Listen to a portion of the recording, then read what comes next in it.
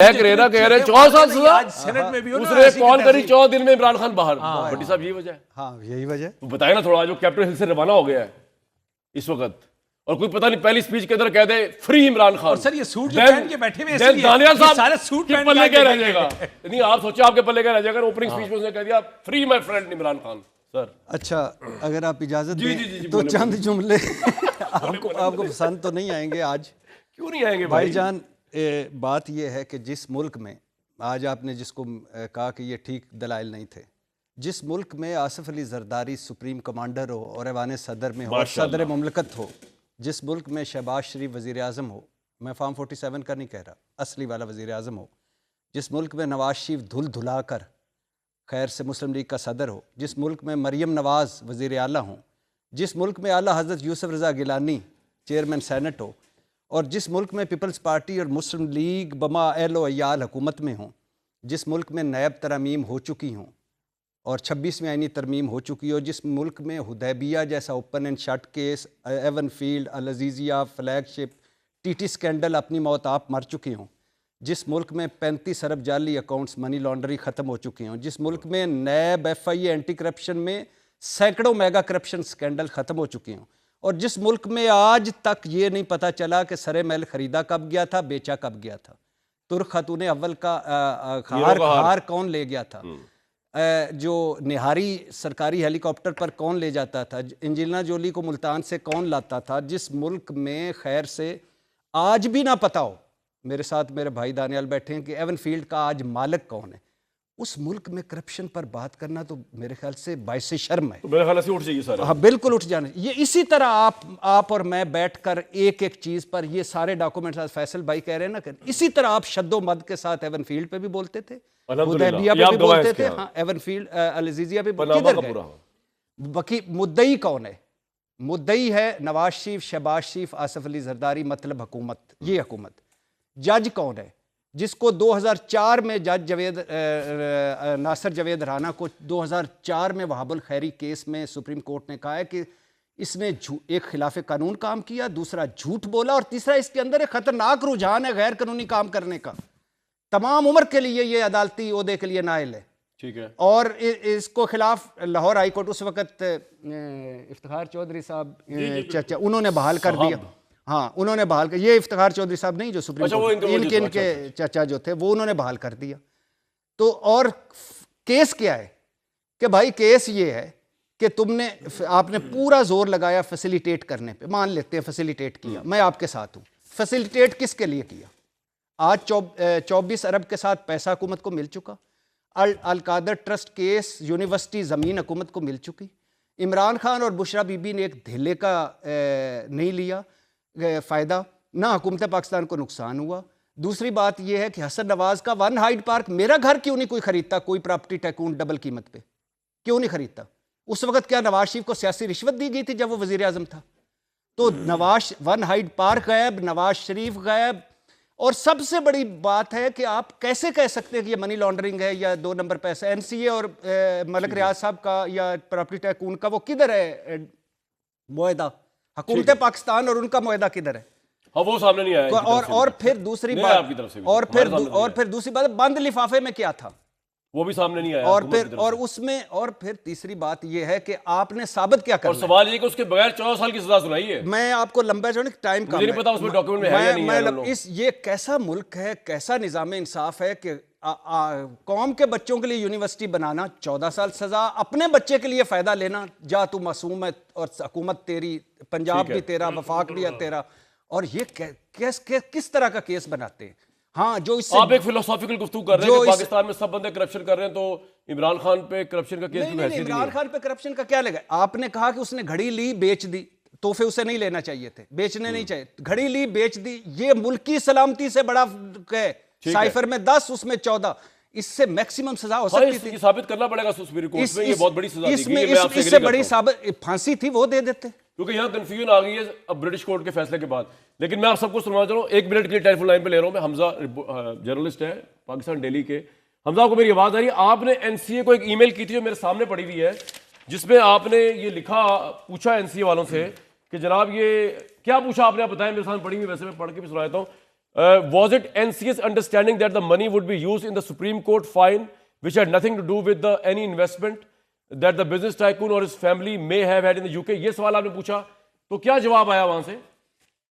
जी बिल्कुल कामरान भाई, ये सवाल पूछा और इसका बड़ा कैटेगोरिकल का जवाब आया, जो कि मैं कोट करता हूँ कि the agreement stated that the money to be return to the state of Pakistan. और ये स्टेट ऑफ पाकिस्तान की बड़ी क्लियर डेफिनेशन है। तो स्टेट ऑफ पाकिस्तान में सुप्रीम कोर्ट आप कह रहे शामिल नहीं है आपकी अंडरस्टैंडिंग में? पाकिस्तान की कॉन्स्टिट्यूशन इसको डिस्क्राइब करती है कि स्टेट ऑफ पाकिस्तान क्या है, इसके अंदर फेडरल गवर्नमेंट शामिल होती है। और आपके सवाल में उन्होंने ये भी नहीं कहा कि हमने सुप्रीम कोर्ट को भेजा, या आप ये कह रहे हैं? जी बिल्कुल, उन्होंने ये एक कैटेगोरिकल डिनाइल है। ठीक है हमजा, आपका ये पॉइंट आ गया। सर बात ये कि ये तो मामला आई थिंक सुपीरियर कोर्ट में, आप क्या समझते हैं इमरान को क्या रिलीफ, इमरान साहब क्या रिलीफ मिल सकता है, किन ग्राउंड्स पे? टेक्निकल बात बताइएगा मुझे कि यार ये सुकम है। सबसे पहली बात ये है कि नेशनल हेल्थ चेकर को कोई लॉस नहीं है, इमरान खान साहब का जो क्राइम प्रोसीड नहीं है, मनी लॉन्ड्रिंग नहीं है, नेशनल हेल्थ चेकर को लॉस नहीं है, इमरान खान का मॉनेटरी गेन नहीं है, यही तीन है ना एलिमेंट्स। एक सवाल का जवाब मुझे आप प्लीज़ ज़रूर दीजिएगा, मैं काफ़ी देर से पूछ रहा हूँ कि आपके ख्याल में ये जो डील है, क्योंकि जब शहजाद अकबर साहब गए, शहजाद अकबर साहब ने कैबिनेट के सामने सारे बिजनेस ऑफ रूल्स को चले वायलेट करके जो भी डील रखी, ये उससे पहले एक डील एनसीए के साथ कर चुके थे बिजनेस टाइकून के लिए। मतलब ये जो कैबिनेट की मीटिंग है 3 दिसंबर 2019 की है, लेकिन ये कैबिनेट के अप्रूवल से पहले शहजाद अकबर 6 नवंबर 2019 को एनसीए के साथ भी डील कर चुके थे, तो वो जो करने के मजाज नहीं थे। लेकिन चलें इसको भी छोड़ें, वो मुझे सर ये बता दीजिए कि आपका जी क्या डील थी एनसीए के साथ? कि एग्रीमेंट जिसके अंदर, मैं ये आपसे पूछना चाह रहा हूँ कि वो एग्रीमेंट क्या था? क्या वो एग्रीमेंट ये था हुकूमत पाकिस्तान की तरफ से कि जनाब ये जो बिजनेस टाइकून है इनकी जो सुप्रीम कोर्ट में जो वो है उसके अंदर दे दें, या वो एनसीए वाले कहते हैं हम हुकूमत पाकिस्तान को पैसे वापस करेंगे, लेकिन हुकूमत पाकिस्तान ने बिजनेस टाइकून के साथ मिलकर कहा कि नहीं जी आप सुप्रीम कोर्ट के अकाउंट में दे दें, हम जिम्मेदार हैं इसके? क्या ये आपसे पूछ रहा हूँ मैं, क्या डील थी? सबसे पहले क्योंकि हमारे सामने एग्रीमेंट रखा नहीं ना इन्होंने। नहीं कामरान साहब, पहले बात तो ये है कि एनसीए जो है ना, नेशनल क्राइम एजेंसी, को तमियाल का तहसीलदार नहीं है, ठीक है कि आप उसे जो मर्जी कहेंगे वो मान लेगा। बात यह है कि ये जो बिजनेस डील्स होती हैं वहाँ पे सिविल लाइबिलिटी का केस था, क्रिमिनल लाइबिलिटी का केस नहीं था। The deal was between the Malik Riaz family and the NCA. उसमें जो जैसे मैंने पहले कहा कि उनकी बहू ने जो उनका लेटर गया है एनसीए को, उस डील से पहले इन्होंने भी किया है ना, शहजाद अकबर ने, जो शहजाद अकबर की डील तो बनती नहीं थी ना, डील उनकी कोई डील। अच्छा, अब मैं तो करूँगा वो चीज़ों के बाद के ऊपर बात, ठीक है, जो मेरे सामने हैं, जो केस के बीच में एग्जिबिट हुआ। ठीक है, एग्जिबिट में ना लफाफा हुआ, ना एग्रीमेंट हुआ, और आईओ का स्टेटमेंट है। आईओ का स्टेटमेंट मैं आपको भेजूंगा, ज़रा पढ़िएगा ज़रूर। उसने कहा ना मैंने वो डीड देखी है, ना एग्रीमेंट देखा है, ना मुझे ये पता है कि एग्रीमेंट यूके लॉस के तहत हुआ है, ना मुझे ये पता है कि एग्रीमेंट किस किस के बीच में हुआ है, ना मैंने एग्रीमेंट को, ना मैंने वो अलमशरक की सीएमए ली है जो सुप्रीम कोर्ट का पार्ट ऑफ द रिकॉर्ड है। और ये जो पैसे जमा हुए थे, आपको पता है ये परमिशन सुप्रीम कोर्ट ने दी थी। सुप्रीम कोर्ट ने ये परमिशन दी और ये पैसे वो बैंक अकाउंट में आए जब उन्होंने ये पैसे वापस किए। इशू ये है कि ये काफ़ी सारी चीज़ें। तो मेरा सवाल ये है कि जो ब्रिटिश कोर्ट जिसका हवाला दे रहे हैं, और मैं अब आई एग्री विद यू, मैं तो खुद फैसला दे गया हूँ, ये London and Wales court British court का जो फैसला है, जिसके अंदर ये कहा जा रहा है कि बेसिकली बिजनेस टाइकून के बेटे और एनसीए के दरमियान ये डील हुई कि सुप्रीम कोर्ट में उनका जो उन्होंने पे करना है उसमें पैसा जाएगा। बिल्कुल ऐसे ही है। ये डील जो हुई बिजनेस टाइकून के बेटे और एनसीए के दरमियान, इसमें गवर्नमेंट ऑफ पाकिस्तान क्या रोल था?